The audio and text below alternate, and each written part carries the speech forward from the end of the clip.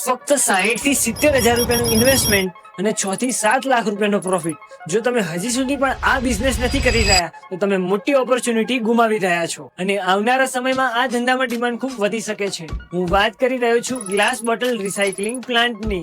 ભારતમાં દરરોજ 1.5 કરોડથી પણ વધુ ગ્લાસ બોટલો વેસ્ટમાં જાય છે. તમારે આ વેસ્ટ બોટલને રિસાયકલ કરીને મોટી કંપનીઓને ઊંચા ભાવમાં વેચવાનું છે. કઈ રીતે? ચલો સ્ટેપ બાય સ્ટેપ સમજીએ. સૌથી પહેલા તો તમારા લોકલ સ્ક્રેપ વેન્ડર પાસેથી બલ્કમાં ગ્લાસ વેસ્ટ કલેક્ટ કરો, જેની કોસ્ટ આવે છે 4 થી 5 રૂપિયા પ્રતિ કિલો. સ્ટેપ 2, એક નાની ક્રશિંગ મશીન લો જે ફક્ત 40 થી 50,000 રૂપિયામાં મળી જાય છે અને આ બોટલોને ક્રશ કરીને ગ્લાસ ક્યુલેટ અથવા પાવડર ફોર્મમાં કન્વર્ટ કરી દો.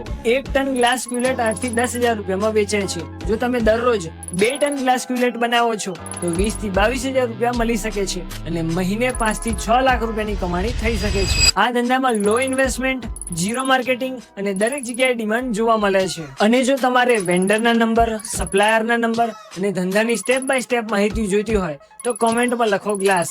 મેસેજ તમને મળી જશે.